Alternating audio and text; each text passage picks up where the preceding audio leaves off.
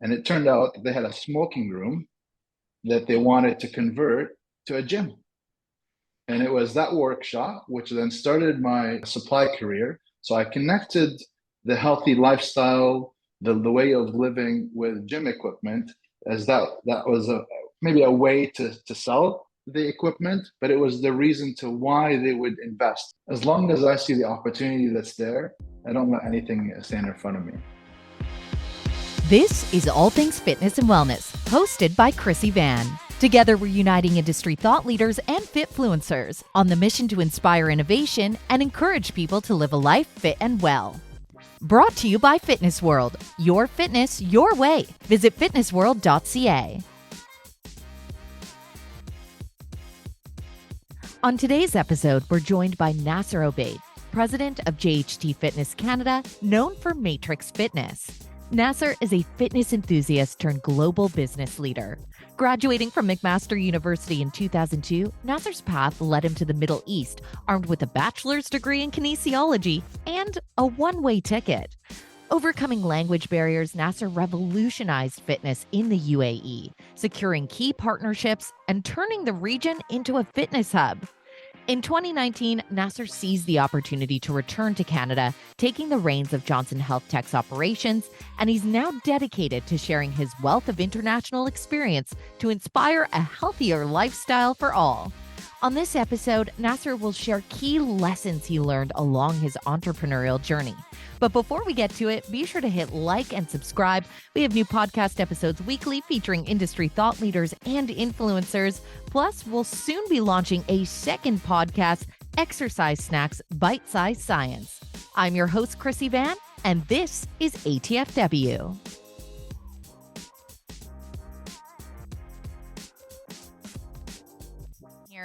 I know that fitness obviously was a passion for you from an early age. You studied kinesiology near my hometown. I'm a St. Catharines person, so quite familiar with Hamilton, Ontario, and going to Mac. So I'm just curious, what sparked the interest inside of you? When did that kind of come into play? I've always been kind of playing soccer with my dad and in the neighborhood and just with kids. And it wasn't until about grade six, a little town called Teeterville. So if you're in St. Catharines, you kind of sort of know towards Turkey Point and Long Point. So Oh, we grew yeah. up in an area called Teeterville, or in between Teeterville and Wynnum Center. And it was in grade six at Teeterville Public School where I started to see that I have some natural talent because I started to get ribbons and trophies playing different sports, whether it was soccer or baseball or basketball or track and field. And then, yeah, it took off from there. I was athlete of the year every year in high school, all 5 years in Waterford District High School. Just fell in love with fitness and exercise, but it was just natural. There was, I think growing up in a small town, you didn't have that, the leadership or the direction or somebody to take it on. We were a big family, humble, but it was playing. And it wasn't until I got injured in grade 13 doing my 100-meter sprint. It was at OFSA, and I pulled my hamstring during the final in the 100-meter sprint. And I had just finished my triple jump and created a record in triple jump there. So that was tough to deal with.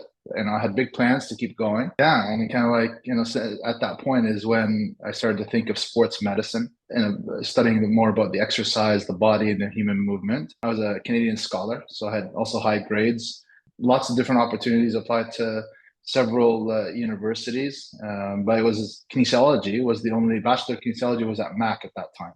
I think that year, 1996, there was only 100 students that graduated in 2000. So it's still smaller, not what it is today. So I chose McMaster, even though I had scholarships at Western and UFT and in other fields, whether it's biomechanics or physical education, and just took it from there. So it was really, natural athlete and fitness. My dad had the entrepreneurship side, being a business owner in farming and vegetables. That's what we do in southern Western Ontario. And So we the appreciate entrepreneurship. that. Yes, thank you. And they're still going strong with my two younger brothers. So went to McMaster. My brother went to Mohawk College at the same time. So we kind of bunked together. Nice. And it went from there. And then opportunities started to come up. And I was always in between clinical or the business side of things. The last 2 years of university, I was running the entire intramurals program for the university. about 17,000 students in year four, when I was there running everything. So from swimming to soccer to and all the sports, arranging the fields and the referees. I was always undecided. And even after I graduated, I did a little bit of work as personal trainer for a company that was selling live fitness equipment. I worked at the Riverview Health Clinic downtown Toronto for motor vehicle accidents. So yeah, it was kind of, I didn't know which direction to go, but I knew that I needed to help people recover, help people exercise, and I know the importance of a healthy lifestyle. Well, and you kind of speak to the beauty of those moments in life where we don't know exactly the direction we're going, because everything I'm hearing from you during that time is you were collecting lessons that I'm sure came in exceptionally handy as your career progressed. So sometimes we don't always understand why we can't figure it out in those moments, but we understand the value of them when you do a bit of a life audit. All those steps along the way start to make a lot of sense. One thing that I did learn when I was reading a little bit about your story is that there was a one-way ticket and your dad. So tell me a little bit about the history of what this was and how it really changed the course of where you were headed. It's always the case of every decision you make in your life is, has an impact on where you end up. So those decisions are where you end up today. And it was a decisive moment when my dad said, here's a one-way ticket to the Emirates, Dubai. If everybody knows Dubai. And I was, I've never been there. I had no idea what it is or what he saw, but he was there the year before, and he saw that there was opportunities. One for business side of things. Again, him being an entrepreneur, but also on the fitness side and exercise. And he also had something else in mind. I'm the eldest of six, and he wanted to see me married. So that was another reason that I found out after I arrived. But of course, That wasn't he had. included in the pitch, eh? It wasn't. It was about business opportunity. Don't worry if you go. If it doesn't work out, you can come back. You got my full support. And he was always, and he still is very supportive. So yeah, it was a one-way ticket for an opportunity. The mindset was, I have nothing to lose. Things are. I'm looking for a career. Let's see what the opportunity brings. Maybe something will come up. It was about, I think, 2 weeks in. I met my, at that time, wife to be, and it was instant. As soon as we said hello to each other, I just felt, I felt it, that feeling. And it was challenging because she grew up there. Her English was weak. I grew up here. My Arabic was weak. We tried to learn more about each other and get through life together. And so that was a big change in my, where I saw my future going. And he said, well, let's try and see what the opportunity is here for building a life starting out there. But it's always been, since that time, how do I come back home? How do I bring that all back?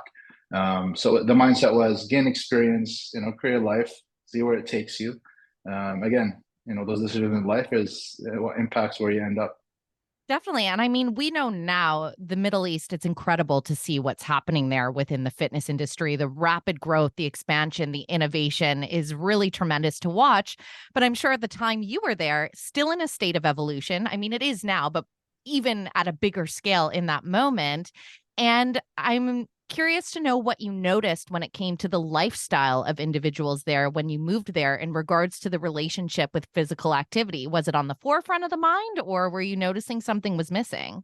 Yeah, I mean, we're talking about 2001, right? And there was almost nothing of what we know today. It's really transformed. And I must say that I've had an influential impact on the change in the health and fitness and lifestyle of nationals that are there, which is only 25% of the population, but also the foreigners that would be working there. My first job was as a sports therapist for a handball team, and it was a national handball team. And I quickly got to know, I had a translator because I couldn't speak Arabic. I quickly noticed that there was hunger for Western ideas, the creativity that you can bring from, over from North America and Europe. And it was at that stage where I said, there's an opportunity here. There wasn't many health clubs. There was only like two. Wild to think, hey? Only two, and as a commercial health club, and then you had some with the oil companies. But yeah, that was pretty much it. So through a family connection who knew of somebody that had just taken over the rights to do live fitness equipment in the UAE. So through that connection, I said, let's give it a try. I know live fitness. I've done a little bit of work with them as a sports therapist. Let's try. And then from there, I started to notice there's people listening, for ideas. And I came up with a workshop called The Key to Success in 2002, April 2002. And it was about just the importance of a healthy lifestyle and how that is the key to your professional success, to your personal success. And that was my message. It was all in English. So my presentation skills throughout my career in the past, and doing all the MCs for all the gymnastics and basketball, high school, and so on. So I used that to present. And my first opportunity was a company called Thani Murshid Lever. They were the exclusive distributor for Lipton Tea. They had an initiative that they were interested in changing some structure around and from a corporate level, health and well-being. So I said, yeah, let me give you a workshop. And it turned out that they had a smoking room that they wanted to convert to a gym. And it was that workshop, which then started my supply career, to change that little room that they had from a smoking room to an actual gym. So I connected the healthy lifestyle, the way of living with gym equipment, as that was maybe a way to sell the equipment, but it was the reason to why they would invest. So it was creating the opportunities for supplying of the equipment. And then, of course, you have to take care of all the logistics and everything else around it. But I was supported. I've always surrounded myself with a team that sees my vision, and that we can deliver on our promises. But yeah, from there we started supplying corporate, multi-housing, health clubs. Started to go. I mean, it's been a whirlwind. It's been exciting. But yeah, that's how it all came up. From nothing to everything. The rest is history. Well, yeah, the history that you made. And on that note, when you look at that time period, it's important for people to remember. It's easy to say now, oh, he put on a workshop. There's tons of those because we live in the era of the internet where you can attend a masterclass left and right. But certainly in the early 2000s, that was not the case. We were not nearly as connected as we are now. And the thing I appreciate most about that story is the fact that it was a smoking room, especially considering now what we're combating is sedentary lifestyles, which are comparatively just as bad as smoking. So the poignant nature of the metaphor that's even within that is so strong and so amazing that it propelled yourself into a career where I think, and I don't want to speak for you, but as a student studying what you did, someone that had gone through a sports injury, which any athlete or just avid fitness enthusiast going through is not only detrimental physically, because those injuries are so uncomfortable, but mentally as well, really hard to get through. And I'm sure you went into your career with this mindset of, how do I help more people? How do I help more people get moving? And through using Absolutely. your voice and all those skill sets, you managed to get there. Your name now is moving through the UAE borders and beyond. So what happens? How do you end up getting poached here by Johnson Health Tech? That was another moment in my career that changed everything. But it was about recognition of all the work that I had done in the previous 15 years and everything I've done before. So my name was tied to fitness. My name was tied to life fitness.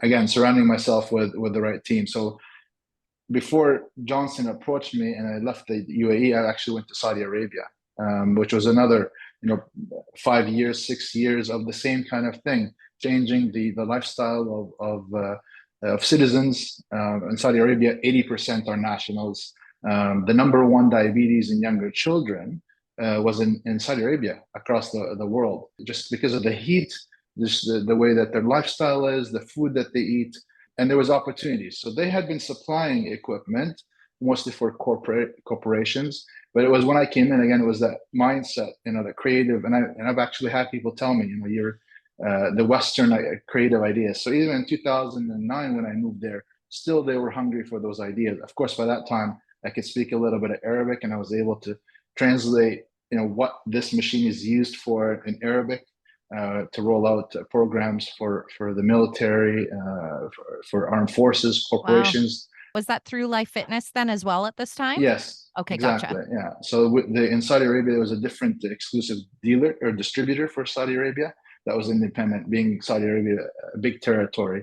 So they needed to have somebody local. So I moved on to work with a big company there called Delta Trade. And then we just grew. It wasn't just about the supply of equipment. We actually got into recreation, running facilities. So again, using my intramural skills back at university, bringing back in, we had a city called Yambo, 150,000 residents, and they were a city that was where all the residents lived for the oil company refineries.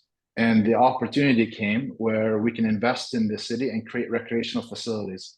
So we had 300 employees, 26 facilities, including basketballs, Wow. courts, gyms, pools, and we built that from scratch. It was nuts what we were going through, but Well, that yeah, that's like a ambition and that wild experience to see uh, something like that come to life from start to finish. Like whether you had a team of 300 or not, that's still a very large feat. And how fun creatively to be able to put that together.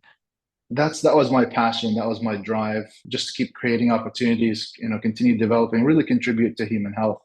And all along I was thinking, okay, how do I take that back when I come home?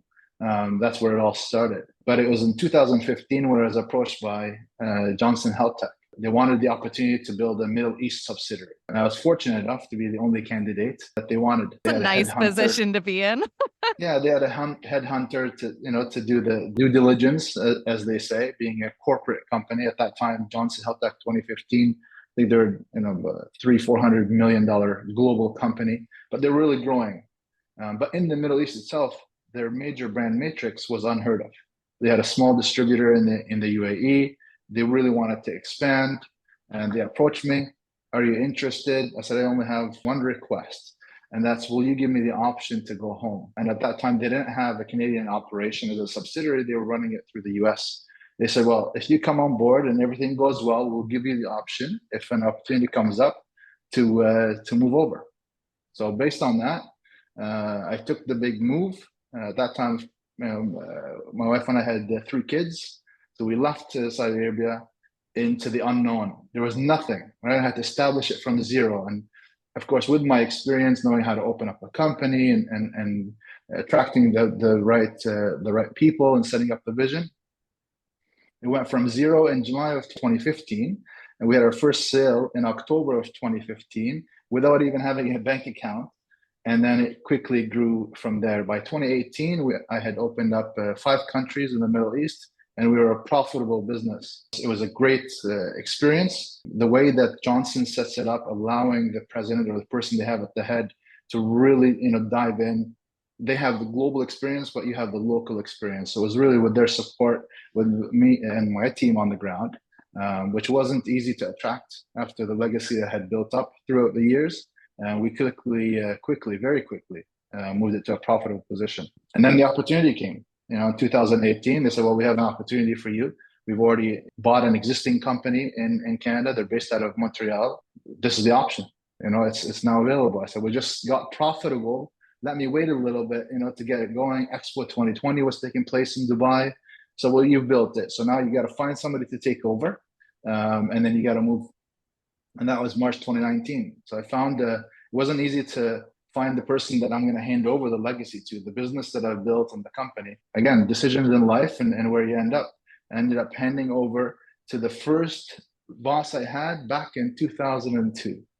Oh, I So love he full circle moments like that. full circle. He was my boss at the time. He saw the potential in me at that time. When I first started, even though I couldn't speak Arabic, we couldn't really communicate, but his English was okay. But he saw the potential, and then it happened that he had left, opened up his own company in transition. Said, hey, would you be interested, to get back in fitness? This is what I've built. I can't trust anybody else other than you with this. He accepted, and then moved again. But this time it was to Montreal. So growing up here, as you would know, you only learn French to grade 10, and then it's Yep. optional. So in grade 10, I stopped. So I couldn't really speak French, but I said, why not? We had bought a house in Hamilton in 2012, sold the house, bought a new house in Montreal, and we set up a whole new life in Montreal in 2019. Well, you had the vision from the very beginning that that's where you'd go. And I think that that really speaks to life moments where you kind of have to let go control a little bit. You always kept the vision in line that you were going to head back there. And then you just once again had to garner all this experience in between. I'm curious when you take on all, because you have so many examples in your career of taking on something from scratch and having to bring a vision to life. Strategically, when you're getting into that mode, what type of questions do you ask yourself to get those projects started? What type of mindset do you need to have to bite into something like that? As long as I see the opportunity that's there, I don't let anything stand in front of me. So the mindset, if the opportunity is there, I'll find a way to take advantage of those opportunities. And there's two things that my dad always, told me, and those are huge, that I also carry with me all the time. So there's two things you can't control: your age, and that's something where you don't know when, or how long you're meant to live. But take care of your body, take care of your health, because that will influence. So even though you can't control your age, you can influence it. And number two, what you can't control are your blessings. So you don't know how many kids you're going to have, or the money that you're going to have, or what you're going to have. So just be ambitious, work hard, do whatever you need to do, and blessings will come. So those have been my two driving, I guess, whys or reasons or objectives that I always keep in mind. And it was just seeing the opportunities to keep going, and here I am again.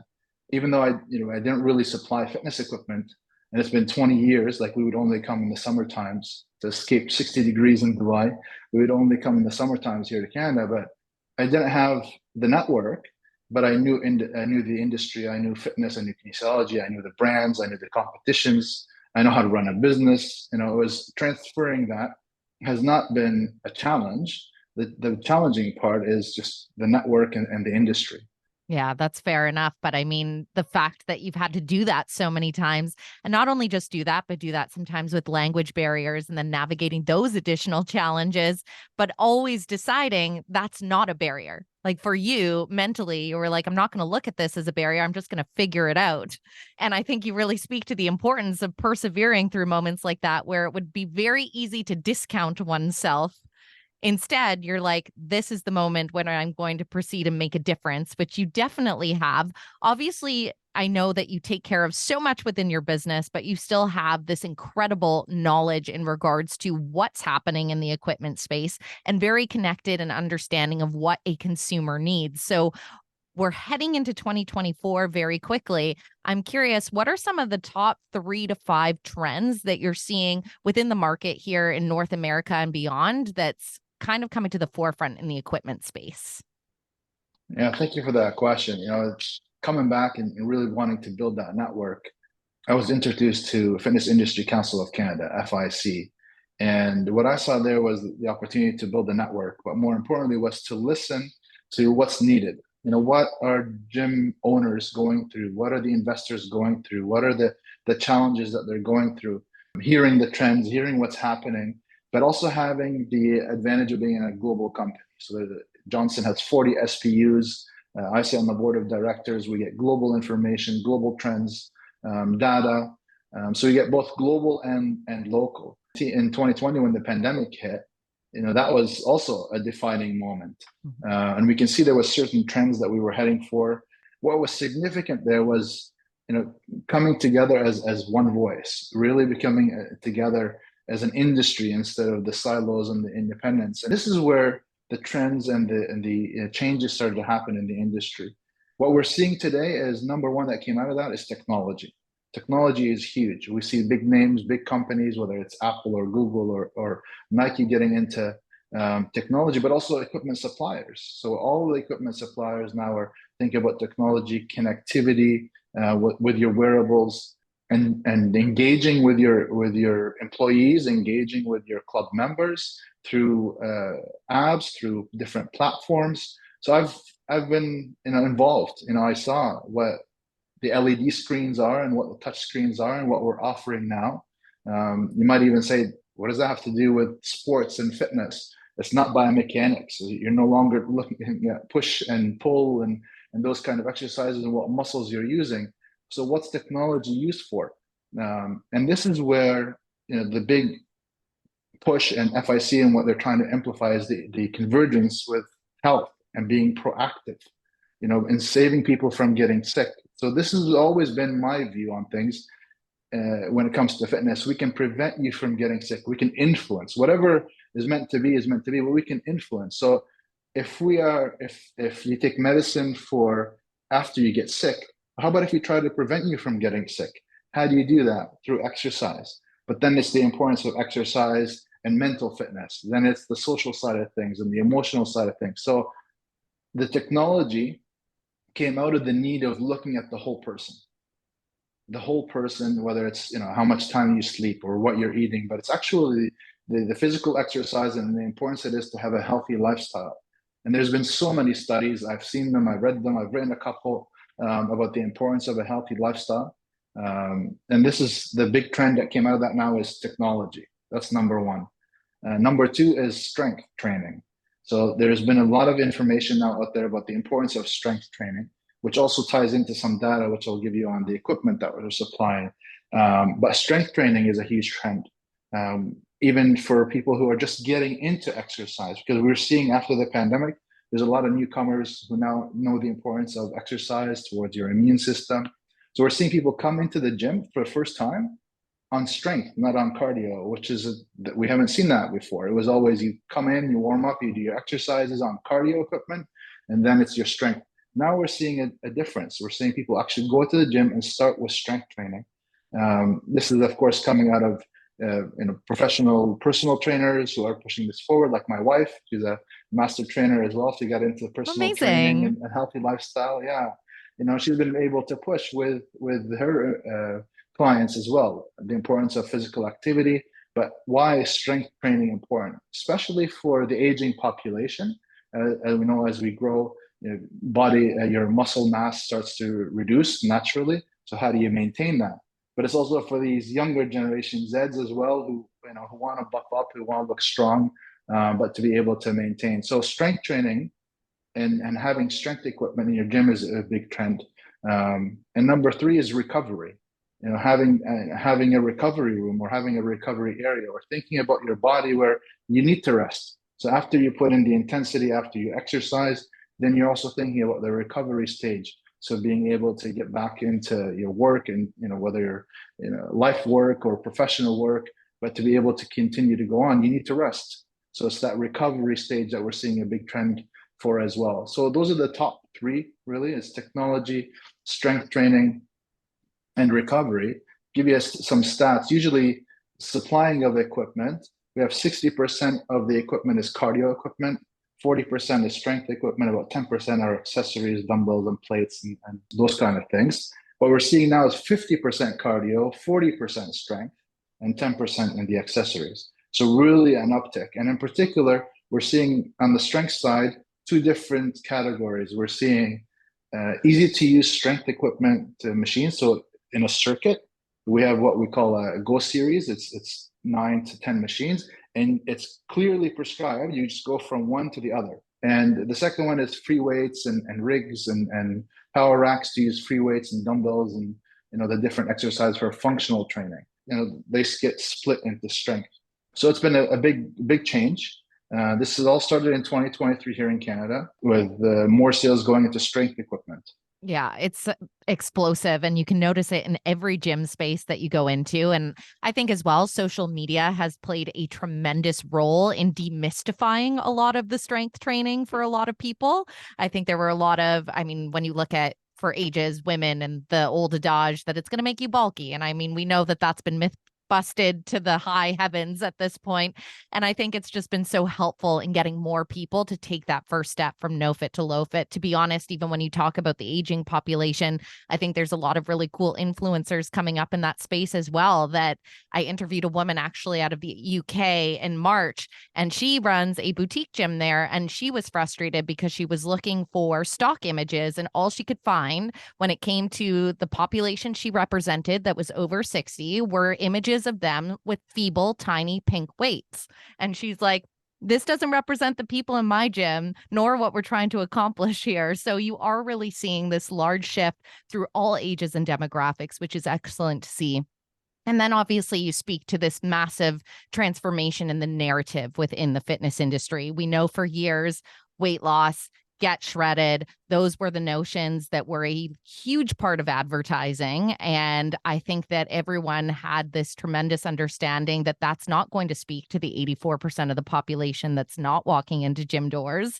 And on top of that, through the pandemic, we all recognize that preventative healthcare is something that is necessary and also would save governments billions of dollars. So I know it makes a lot of sense to all of us within the industry, but I'm curious, you kind of alluded there, but why was it important for you personally to get your voice behind this message and assist with some of the efforts that are underway in trying to unify the industry? When we come together, we can make things happen. And the louder, the voice, or the more people that are thinking in that same direction, it'd make it even stronger. For us, contributing to human health is our vision, and we share that with FIC. They want to be able to really contribute to the human health for the Canadian population. And if we can get those investors and everybody speaking the same language, or at least become aware of what's happening, because we all make decisions based on what we're aware of. So this is where things have started to change at FIC. It's talking about the whole person. It's talking about the industry. It's not talking about a particular market segment. They're lobbying on different levels to really push the importance of a healthy lifestyle and exercising, which is exactly in line with what we're doing. Well, and I know that Matrix as well has been a huge proponent of accelerating the mental health perspective. I know that you have Dr. Carly Intelkoffer, who does a lot of research on behalf of your teams. And I had the opportunity to interview her when I was at the URSA fly-in just a couple of weeks ago. And she had some really poignant statistics to share. And every single time, these are evidence-backed statistics that I think are just so important to have this level of research so that when you are going to policymakers, that we can genuinely prove the benefits of exercise that we all know and celebrate. And they are so multifaceted beyond the physical, beyond the chronic disease prevention. So the more voices behind that, the more things are going to keep moving. I do have to ask, because you said that you invest so much in research and development and have that crystal ball 3 to 5 years in the future. Any hints you can provide us of what it looks like 3 to 5 years in the future when it comes to the equipment market? What are we going to see? Yeah, this continuing convergence of between health, technology will continue to be something important. AI is getting involved in terms of how we can incorporate that into your equipment. This new technology that's going to come up is not taken away from personal trainers and the individual touch. It'll actually personalize the experience on a scalable level through technology, through AI, with equipment supply. They're going to look amazing, the equipment that's coming down the future. It might talk to you as you walk by it, to pull you in.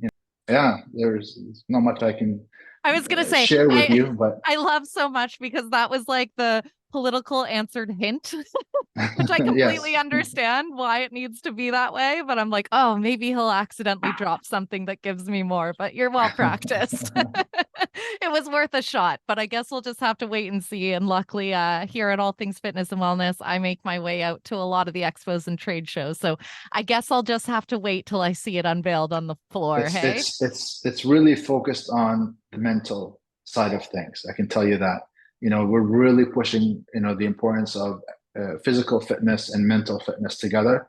And this new platform that we're talking about is going to bring that together, but also bring home use and commercial users and physiotherapists and medical and kinesiologists and everybody that's within the fitness industry together on this platform. We can help everybody become healthier and having a healthier lifestyle. One, it's the penetration rate to come in, allowing for investors to continue investing, but it's also the importance of being addicted to healthy lifestyle and the exercise we can get there. So if we can get everybody addicted to a healthy lifestyle and exercising, that's everybody wins. And we continue that vision to contribute to human health at Johnson. And it's been my personal drive to contribute to human health from testimonials that I've had from individuals, but just help thousands of companies and investors build. I think I've sold billions of dollars worth of equipment throughout my career. And it's been using that equipment to really bring this healthy lifestyle and this notion of we can live a healthier lifestyle regardless of how long we're supposed to live for, but we can definitely have a healthier and more fun lifestyle. No, I absolutely agree. And it's really about creating a health span within that lifespan. You know, you want to be able to maximize. We talk a lot for people that are gifted their older years, being able to play with grandkids, being able to go on the hike when you want to go on the hike, taking your dog for as many walks.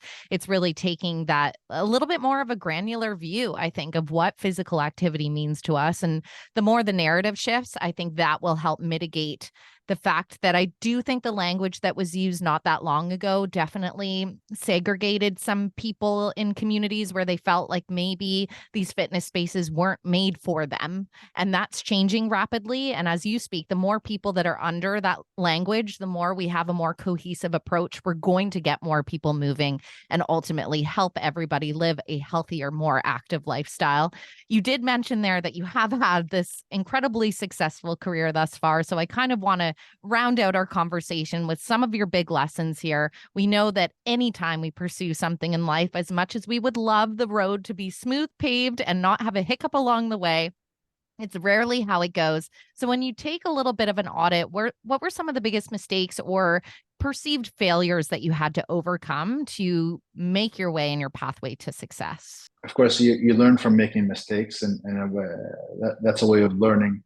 I think it's been recognizing, adapting, and changing. There was maybe not a career move. I don't think I've done any career mistakes. I think it's just been elevating and progression, normal progression throughout my life. Maybe I'll face that down the road. I made some, maybe personal mistakes in investing in stock markets and different things and like that, which hurt me. Um, in one of my first sales, I think it was my third sale, going back now to 2002, um, which is one that I use the whole time. So it is part of the onboarding. It's part of my story when I tell and the importance of when it comes to equipment supply. The most important thing, and while other people might think, listening to customers and their needs, when you sell something, if you don't collect the payment, it means nothing. So one of my first sales in Dubai was to a corporate client who wanted to open up a gym facility. Did the sale, felt good, everything was great. Received a check, 50% deposit. I said, all right, we have some stock available. Why don't we deliver that? And then the rest you can pay me on delivery. Good, everything is good. So I was all excited. I said to my team, let's go ahead and delivered the equipment, a little bit more than the 50%, about 78% of of the order. The check that I had received still hadn't been cleared in the bank. I went to get the check for the balance. When I went there, within 24 hours, that company disappeared. So here I am stuck. It was Ouch. about 100. It was 118, 178,000 dirhams. So I had received 50% in a check, but it didn't hit the funds. So the check wasn't cashed. The equipment was delivered. I quickly went to where we dropped off the equipment. The equipment was also gone. So Oh, it was locked no. nowhere. So we couldn't get the equipment. The office was, I mean, there was a whole bunch of, I can still visualize it now after I 21 bet. years. Offices, computers, there's people.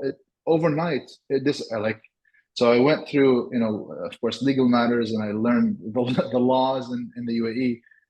But that was the one biggest lesson. Don't deliver the equipment until the funds hit your account. So now every time we bring a new salesperson on, the first thing we do is teach them on accounts receivables and collections and how important that is. Sometimes we take it for granted, the trust side of things, that, my word and so on, but this is business and funds. Don't deliver until the funds hit the account, and then deliver the equipment that you've agreed on. That is fabulous advice. And no wonder you can still visualize that 21 years later, because I can only imagine heart dropping to the ground. But this is the thing, we overcome. I'm sure that felt like the worst ever in the moment, but we manage. It makes us more resilient going forward, and you learn lessons. And I'm sure your approach from there would have been so different. What is some of the best advice you ever received from a mentor along the way? I know you shared some of the valuable notes of wisdom from your dad, but can you think of a mentor along the way that really stuck with you? I mean, it's again, it's my dad. Those 2 points that he mentioned, that he always talks about. You're taking care of your age and your blessings. Just work hard. Work hard. Things come to those who work hard. Don't allow things to get in your way. I've had a couple of good mentors along the way, being my directors, but it's just pulling from my dad, my mom, my wife. Those are the biggest three, that have been able to support me. And it's just believe in yourself. Seeing the opportunities, take your time. Don't get demotivated. It's important what we're doing. It's very important. Movement is everywhere. We're all humans. So this is one language that's shared by everybody. I do appreciate that so much. And it's exactly that. We start moving as little as we're meant to keep moving. And I think in order to inspire more people to do that, we have to continue to voice this message. So I really appreciate you carving out time and space today to share your story. It's certainly one that has inspired and I'm imagine struck a chord with many. So thank you so much. Thank you, Chrissy. And I appreciate your initiative as well, in your podcast. Yeah, we'll continue to contribute to human health and get everybody on this planet to be a healthier lifestyle. You've just listened to the All Things Fitness and Wellness podcast, hosted by Chrissy Van. This episode was brought to you by Fitness World, your fitness, your way. Be sure to hit like and subscribe. We have new podcast episodes weekly featuring industry insiders and influencers. Together, we're on a mission for everyone to live a life fit and well.